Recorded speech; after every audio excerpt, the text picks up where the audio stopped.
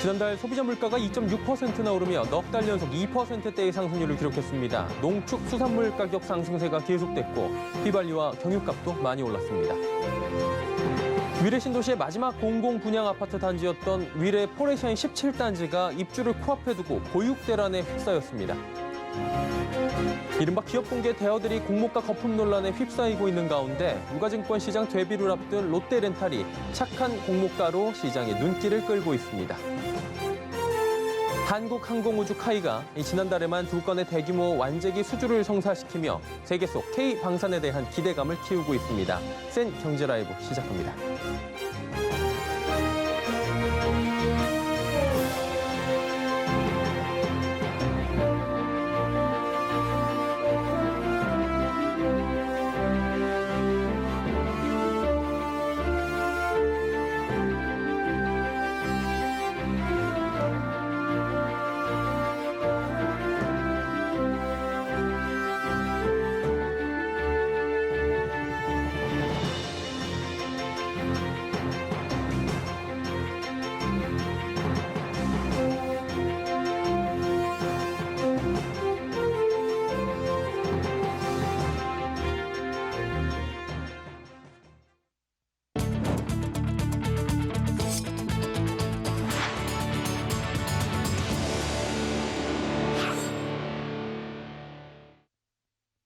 시청자 여러분 안녕하십니까? 센 경제라이브 서정덕입니다.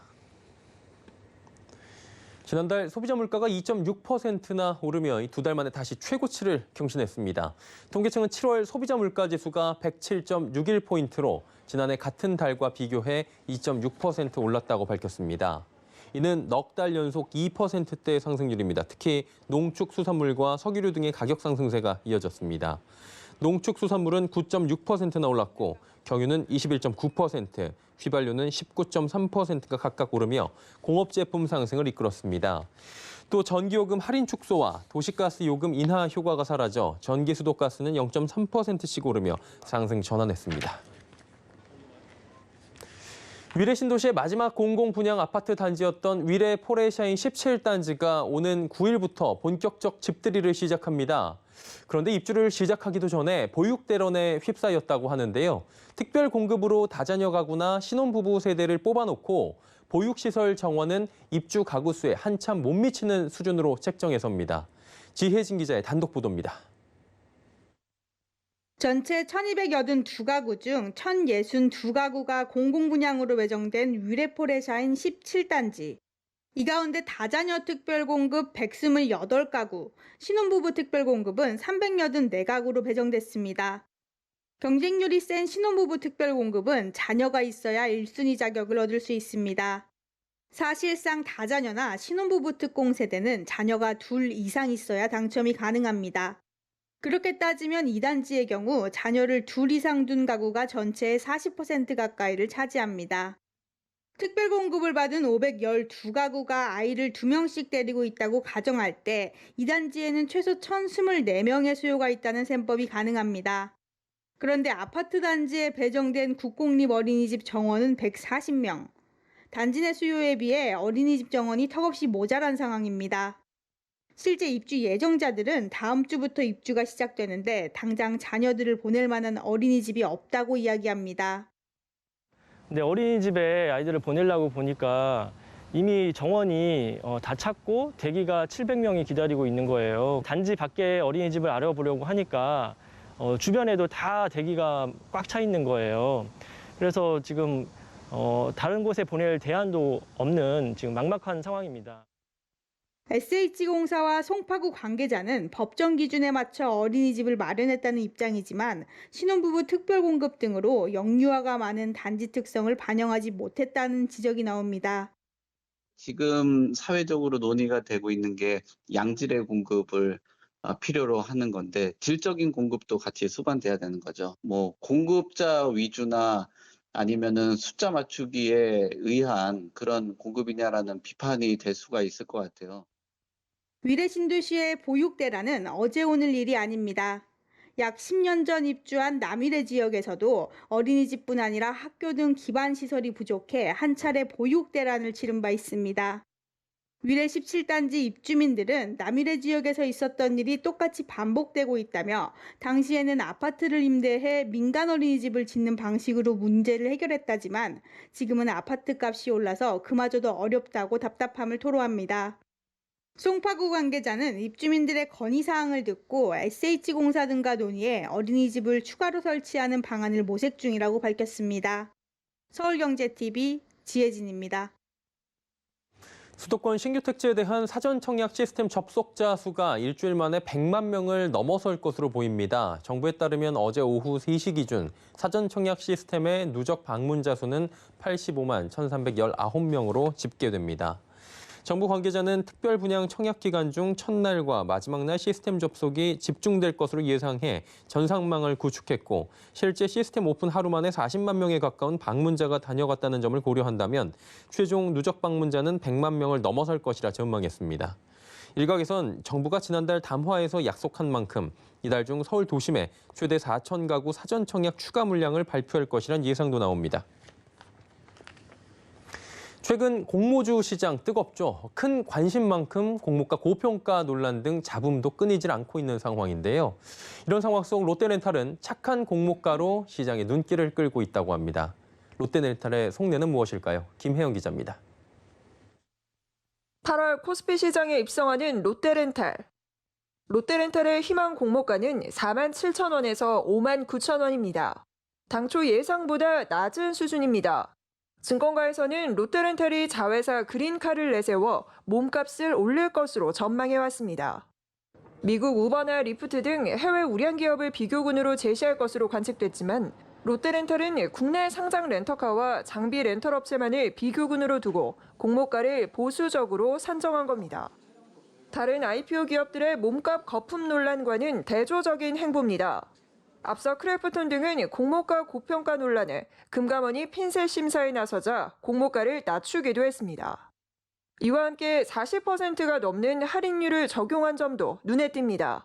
이는 적자 특례 상장 기업이나 주가의 등락폭이 큰 바이오 기업 수준의 높은 할인율입니다.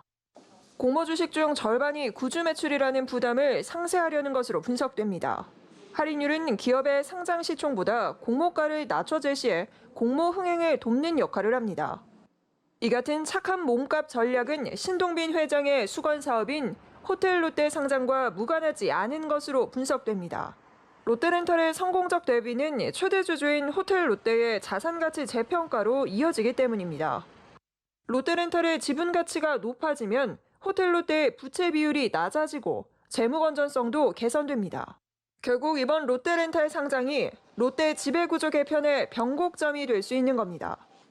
즉 당장 공모가를 높여 지분 매각 등 현금 수입을 만들거나 주가 변동성을 키우기보다는 롯데렌탈의 안정적인 주가 관리를 통해 기업 가치 증대 등 장기적인 계획을 고려한 전략으로 풀이됩니다.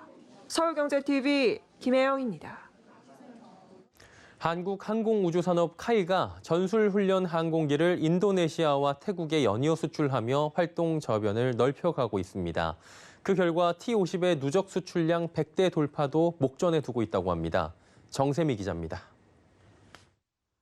한국항공우주가 최근 2년간 멈췄던 국산 완제기 수출에 물꼬를 텄습니다. 카이는 지난달 30일 부산 롯데호텔에서 태국 공군과 전술훈련기 T-50TH 2대 수출 계약을 맺었다고 2일 공시했습니다.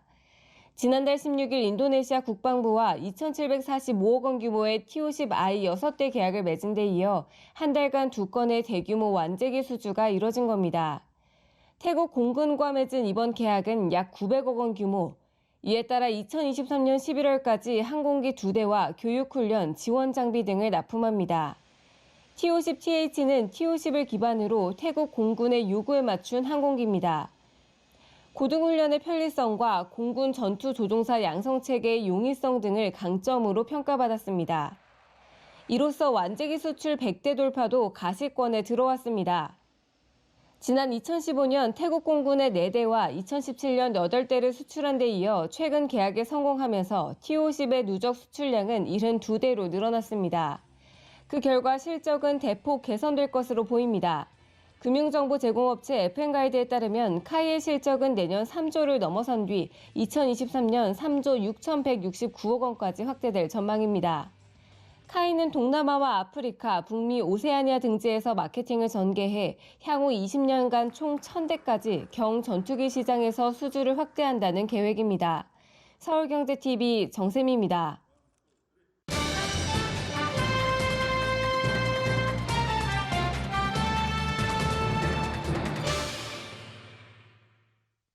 K방산 세계에서 인정받고 있는 상황입니다. 업계에선 가격 대비 우수한 성능을 가진 제품으로 인식되고 있기 때문이란 이런 분석도 내놓고 있는 상황인데요.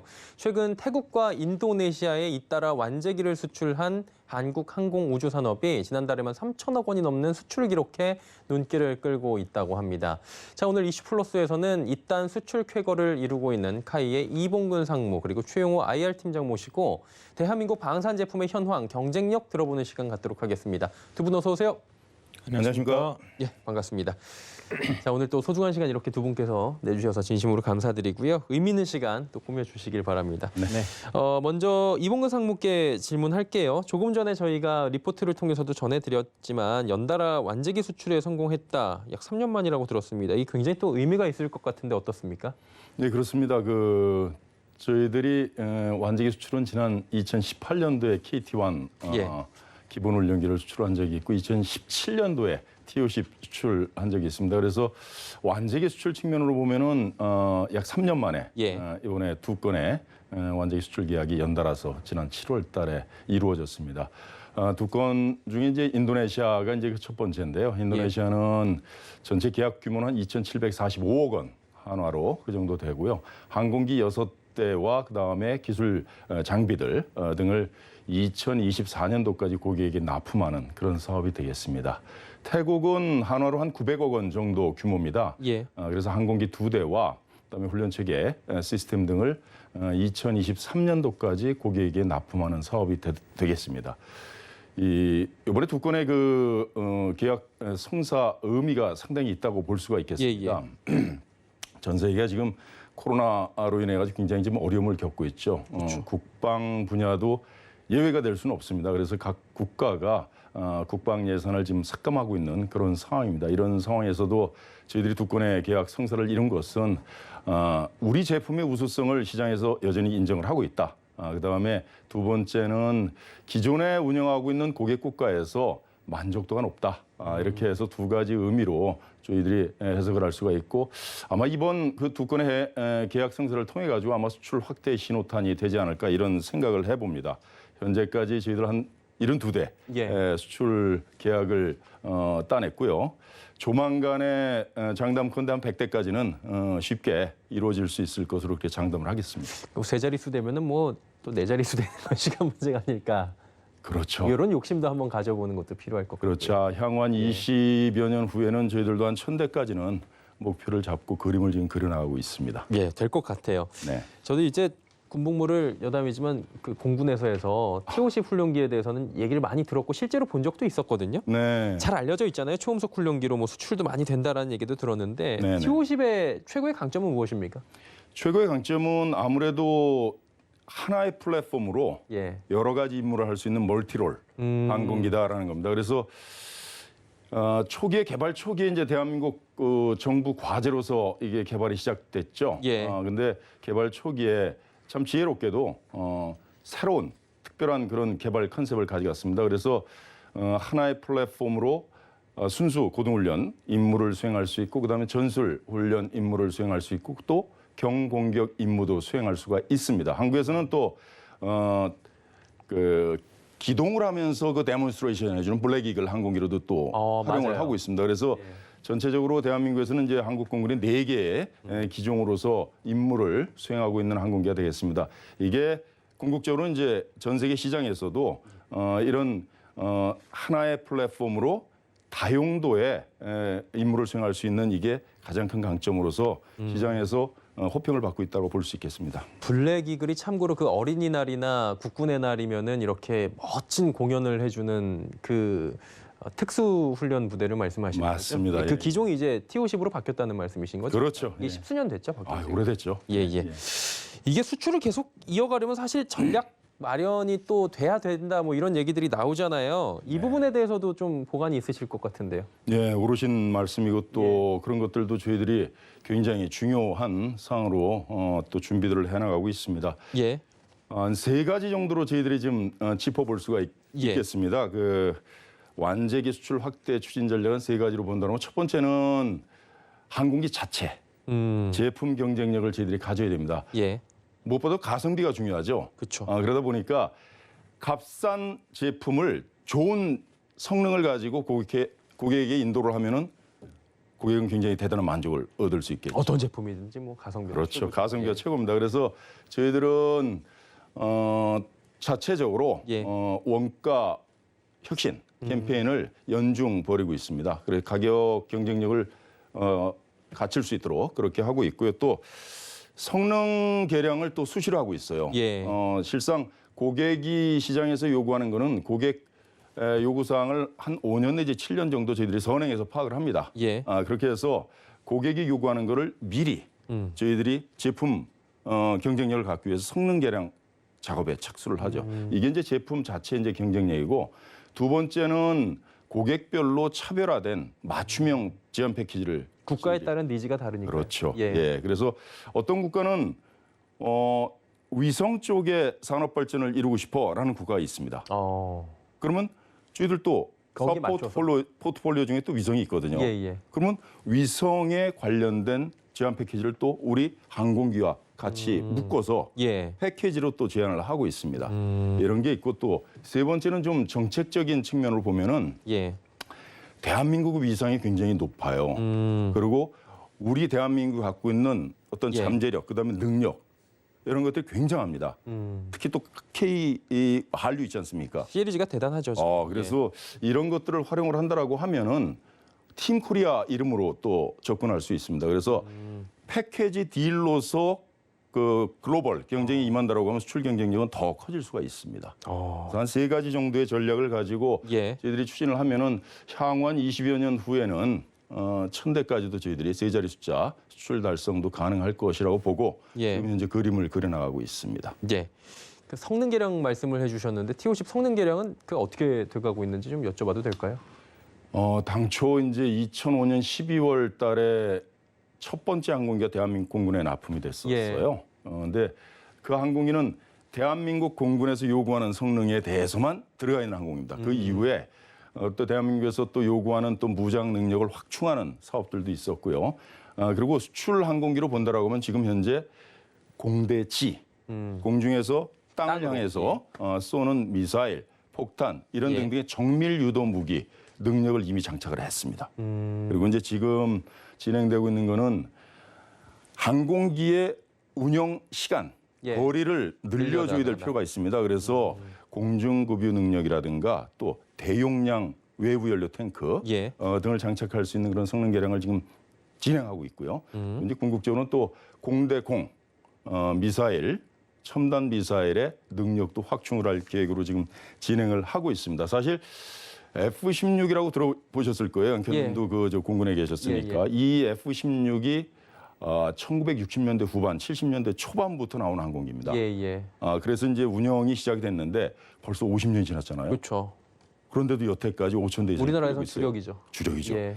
이게 제가 볼 때는 아마도 한 100년간은 베스트셀러가 될 것 같아요. 워낙 잘 만들었나 봐요. 그렇죠. 그리고 중요한 건 성능 개량이 계속 이어지고 있는 겁니다. 잠재 고객이 원하는 그 요구 사항들을 미리 확보를 해서 개량을 하는 거죠. 그러면 끊임없이 또 고객층을 또 확보할 수 있는 거예요. 그 부분이 지금 어느 정도 이제 롤 모델처럼 가서 그렇죠. 예. 저희들도 만들어 가겠다. 그렇습니다. 그래서 저희들도 F-16의 그런 사례를 밟아서 그 DNA를 저희들이 좀 확보를 하고 우리도 100년간은 명품 항공기로서 T-50 예. 시리즈가 나올 수 있을 것으로 기대를 합니다. 지금 최영호 팀장님 기다리고 계시긴 한데 하나만 더 여쭤볼게요. 예. K방산 제품의 경쟁력 뭐라고 생각하십니까? 한 가지로 제가 말씀드린다라고 하면은 마케팅을 하면서 전 세계 다니면서요. 제가 예. 느낀 건 뭐냐면은 고객을 배려하는 따뜻한 마음이에요. 예. 이게 물론 비즈니스고 또 차가운 물건을 판매하는 거지만은 결국은 사람이 판매를 하고 사람이 의사결정하는 거거든요. 예. 그래서 고객의 입장에서 충분히 생각하고 고객의 눈높이에 맞춰서 배려를 하고 그 따뜻한 마음이 고객이 저희들한테 오게 하는 동인이 아닌가 이렇게 생각을 합니다. 예. 최근에 이제 업황에 대해서 지금 말씀을 해주신 거예요. 지금 어떻게 되고 있는지 경쟁력에 대해서 지금 상무님께 들어봤고요. 그러면 이제 IR을 담당하시고 계신 최용호 팀장께 여쭤보도록 하겠습니다. 일단은 실적 궁금해요. 실적 잘 나왔다고는 얘기를 들었는데 어떻습니까?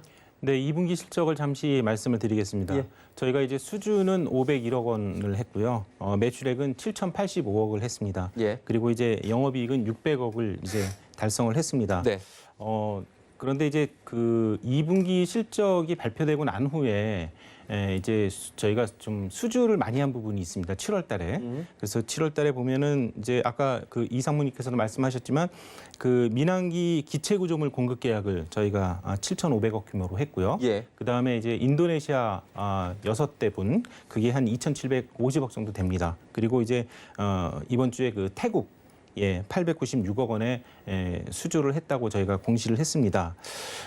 근데 저희가 이제 전체적으로는 그 상반기 동안에 한 1,650억 정도의 수주를 달성을 했는데요. 예. 저희가 연초에 이제 2조 8천억 이상을 하겠습니다라고 이제 발표를 했어요. 그래서 이제 시장에서는 그거 치고 상반기에 너무 좀 적은 거 아니냐라는 이제 얘기들이 있는데 일단 7월 달에 일단 1조 원 정도의 수주를 이미 달성을 했고요. 그리고 이제 정부 사업의 수주들이 이제 대부분 4분기에 이제 몰려 있는 경향이 많습니다. 그래서 이제 시간이 갈수록 수주의 규모가 늘어날 거다라고 말씀을 드릴 수가 있고요. 기체 부품 분야는 여전히 그 코로나19의 영향을 받기 때문에 매출액이 좀 부분이 좀 감소했습니다. 그렇지만 백신이 확산되고 있는 그런 속도를 봐서는 항공 운수 쪽에서의 성장세가 차츰차츰 나타날 거다 그렇게 보고 있습니다. 예. 그러면 저희가 지금 시간만 있으면은 이제 주가에 대해서도 많이 여쭤보고 해야 되는데 간략간략하게 좀 여쭤볼게요. 비전을 좀 짧게 여쭤볼까요, 카이에? 예, 이제 결국 이제 기업의 그 비전이라고 하는 것은 지속 성장이 가능한 거냐라는 부분입니다. 저희는 이제 주력 사업과 미래 사업으로 이제 말씀을 드리는데요. 주력 사업은 고도화시키고 미래 사업은 내실 있게 우리가 성장세를 유지하자 이런 전략입니다. 그래서 주력 사업에서는 아무래도 잘 아시겠지만 체계 개발 사업이 있습니다. 예. KFX라든지 예. 그다음에 LAH라든지 이런 그 체계 개발 사업이 지금 아주 순조롭고 정상적으로 지금 진행이 되고 있습니다. 그래서 회사의 안정적인 성장을 이끌어 나갈 거다 이렇게 말씀을 드릴 수가 있고요. 기체 구조물 분야입니다. 기체 구조물 분야는 미주와 이제 북미 그 구주로 나눌 수가 있는데 이제 구주나 이런 부분들은 이제 현지를 어떻게 거점화시킬 것이냐 이런 부분에 대해서는 저희가 상당 부분 많이 진척돼 있는 부분이 있다 말씀을 드리겠고요. 그리고 에어버스나 보잉과의 전략적 협력을 얼만큼 강화시킬 것이냐. 그리고 이제 RSP라고 하는 좀 수익률이 높은 부분에 그런 그 어떤 결과물을 내는 것들이 이제 저희의 이제 과제이고 그런 부분들이 사실 현실적으로 매출에 기여가 되고 있는 시점이다. 이렇게 말씀을 드릴 수가 있겠습니다. 미래 사업 쪽으로 말씀드릴 수 있는 건 아무래도 이제 우주 사업 분야가 되겠는데요. 예. 사실 저희 회사가 우리나라의 우주 산업을 이끌어가는 회사입니다. 2019년부터의 그 매출액을 보면은 저희가 뭐 한 1,300억 이상의 매출액을 연마다 내고 있고 그것이 우리나라에 있는 그 우주 관련 회사들 중에서는 가장 많은 매출액을 내고 있습니다. 가장 중요한 것은 우리 회사를 중심으로 한 밸류 체인을 어떻게 구축할 것이냐 이런 부분들이 있는데 현재는 이제 그 위성 산업이나 이런 부분들이 민간 주도로 지금 확대가 되고 있기 때문에 저희가 그 어떤 그 솔루션 분야라든지 이런 쪽의 신사업에도 지금 영역에도 지금 도전하고 있습니다. 예. 저희 지금 PD가 빨리 끝내라고 네.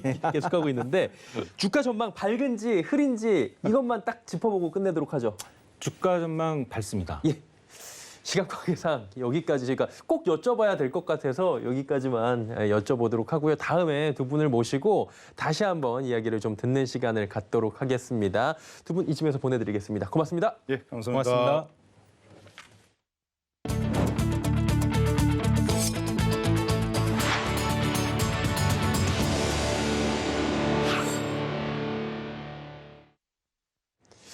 코스피 시장 상장 이후 부진한 주가를 보였던 SK바이오사이언스가 오늘도 신고가를 경신했습니다. 2분기 영업이익이 흑자 전환에 성공하며 하반기 실적 기대감이 높아졌다는 분석인데요. 윤혜림 기자가 전해드립니다. 오늘 SK바이오사이언스는 전거래일보다 3.55% 오른 20만 4천 원의 거래를 마치며 이틀 연속 신고가를 경신했습니다. 이에 공모가 대비 213.85%의 수익률을 달성하며 다시금 주목받고 있습니다. 지난 3월 유가증권 시장에 상장한 SK바이오사이언스는 따상에 성공한 직후 3주 만에 26%가량 급락해 투자자들이 큰 손실을 입은 바 있습니다.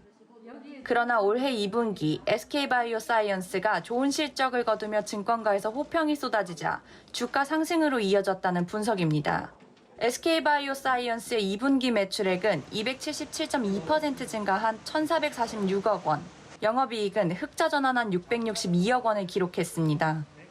뿐만 아니라 아스트라제네카, 노바백스 등 코로나19 백신 위탁 생산과 위탁 개발 생산 매출 확대 전망이 나오며 하반기 실적 기대감이 높아진 것도 주가에 영향을 끼쳤습니다. 특히 전염병 대비 혁신연합과 계약된 수트 1개가 노바백스로 추가 배정되며 하반기부터 본격적인 수익 창출이 예상됩니다. 이외에도 SK바이오사이언스는 이달 내로 자체 개발 중인 코로나 백신 GBP510의 임상 1상 결과 발표 계획을 밝히며 향후 주가 상승 동력까지 확보했다는 의견입니다. 서울경제TV 윤혜림입니다. 유통업계가 말복도 오지 않았는데 벌써 추석 준비에 나섰다고 합니다. 코로나19 속 맞는 두 번째 추석인데요. 문다희 기자가 전해드립니다. 유통업계가 일제히 추석 특수 잡기에 나섰습니다. 올해 추석에도 코로나로 고향 방문이 쉽지 않을 만큼 선물 세트를 사서 보내는 수요가 늘 것으로 보이기 때문입니다.